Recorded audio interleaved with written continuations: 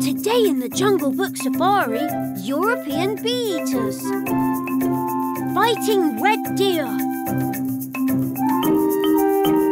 And dancing Manchurian cranes. In the darkness of the forest, Shere Khan's on the prowl. Mowgli stops to listen as he hears the mighty growl. In the Jungle Book, it's in the Jungle Book. In the Jungle Book, it's in the Jungle Book. Bagheera and Baloo are at the man cub side. In the Jungle Book, it's in the Jungle Book. In the Jungle Book, it's in the Jungle Book.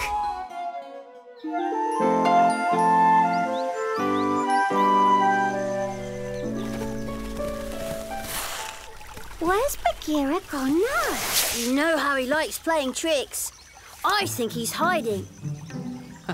Look, he was here, Lolly. And here. And here. I think Bagheera crossed the river on that log. He hates getting wet. We'll soon find him. Oh, what's that? Look, Lolly! It shines like the stars.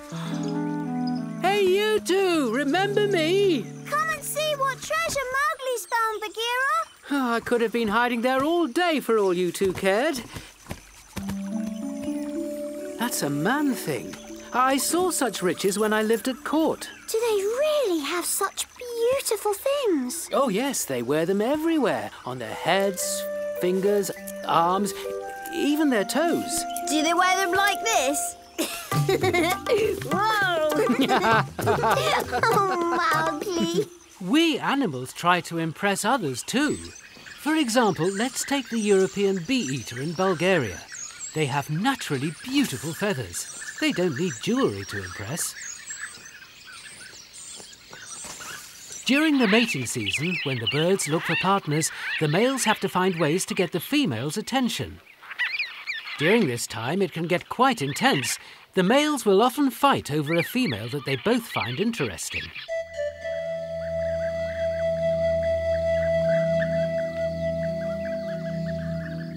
Once the fight is over, the loser keeps his distance. The male will try to win over the hearts of the females with small gifts. Personally handing over bees or wasps usually works rather well.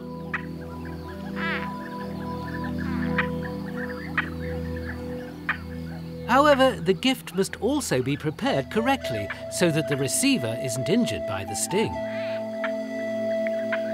The transfer often proves more difficult than it seems. Now the male must wait with the hope that he has impressed the female. European bee-eaters are not the only ones who fight over the hearts of females. European rollers also search for partners in order to start a family. They must also search for a special way in which to get the female's attention. Like the bee-eaters, they demonstrate their flying and hunting skills each spring. At the top of the menu for them are beetles. They're just as tasty as bees and wasps and stinger-free. When a European roller shows off its charm, it can get pretty loud and wild. Before the male hands over the gift to his favourite female, he must first work on his appearance. A little feather grooming can't hurt.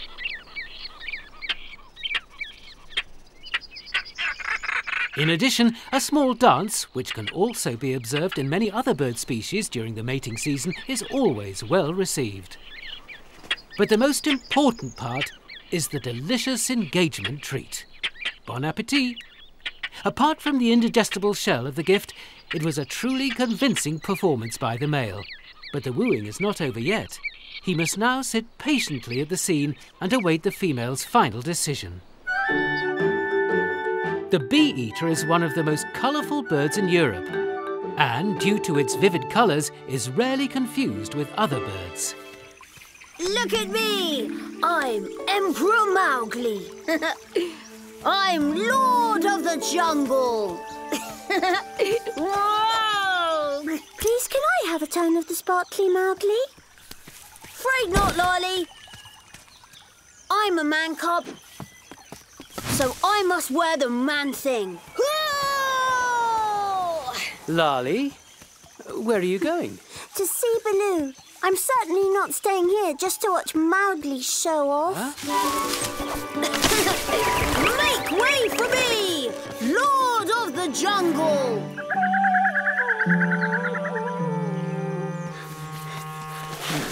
It seems your newfound treasure has created a problem, Mowgli. Why won't you share the sparkly with me, Mowgli? Why should I? I found it, so I'm wearing it. The sparkly thing must have drifted downriver from the place where Man lives. Yes, that's possible. And naturally, Lali is a little jealous. This reminds me of red deer during the rutting season. They also can't share, and often end up fighting. During the autumn, one of the greatest spectacles of wildlife comes to the forests of Europe, the rutting season. This is the mating season for red deer. While the dominant male gathers his females around him, other males who are also interested in the females approach. The young animals make space, as they know that a fight will ensue. The dominant male will defend his territory and females at any price. Even this fox smells the tension in the air. Once a challenger makes himself apparent, it is inevitable that a fight will take place. For the majority of the forest inhabitants, this means unrest, and so they prefer to distance themselves from the confrontation.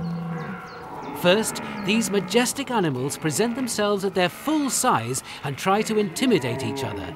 For the few onlookers who have stayed, this is a great spectacle. For a long time, they circle their opponent. The tension is hard to beat. They also try to intimidate their rival through sound.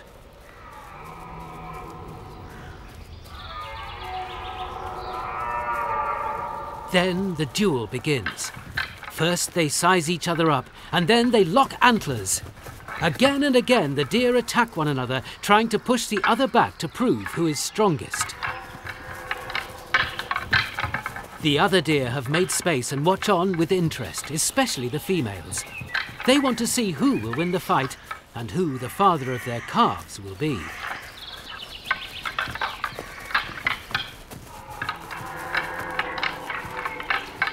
Whilst the strong bulls are busy fighting each other, a third deer, seeing his chance, approaches the herd. This causes much unrest amongst the females.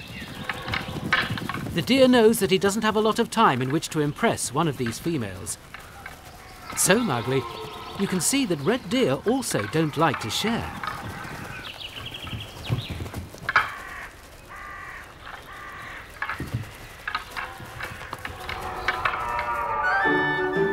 Red deer can live up to 20 years. The older they get, the more branches they will have on their antlers.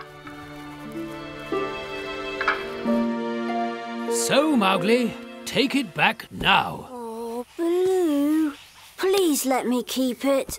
Just for one day. Then I promise I'll take it back. Oh, very well. Just for a day. You must share it with Lali. Agreed? All right. She can have it later.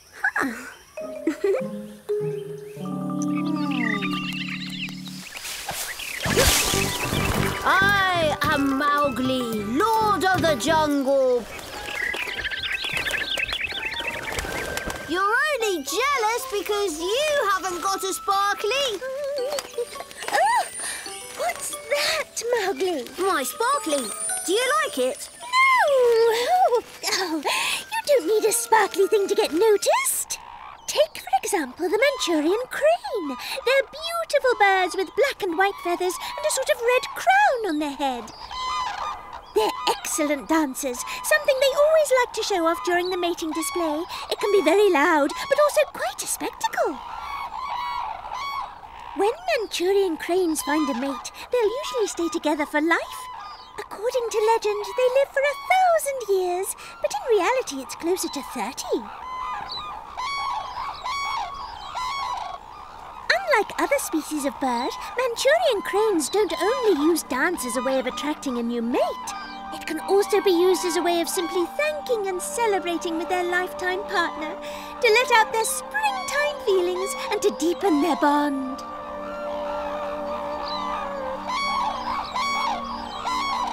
They elegantly dance across the floor and swing into the air, something quite unlike any other bird species. Despite their weight and enormous wingspan, it's hard to beat the ease with which they perform the dance. The mating dance of the Manchurian crane is one of the most complex of all crane species. Of all the bird species, they are one of the most faithful to their habitat. They're not big travellers and instead choose to live in the same habitat all year round. Unfortunately, Manchurian cranes are an endangered species. There are only around 2,400 of them worldwide. This puts them amongst the most endangered of all crane species. In addition to nourishment from plants, Manchurian cranes also feed on fish, small reptiles, frogs and insects. After an exhausting day full of dancing, they return to their colony at night for some well-earned rest. They'll need it for the following morning. The Manchurian crane is the national bird of Japan. Its red crest is reminiscent of the sun disk on the Japanese national flag.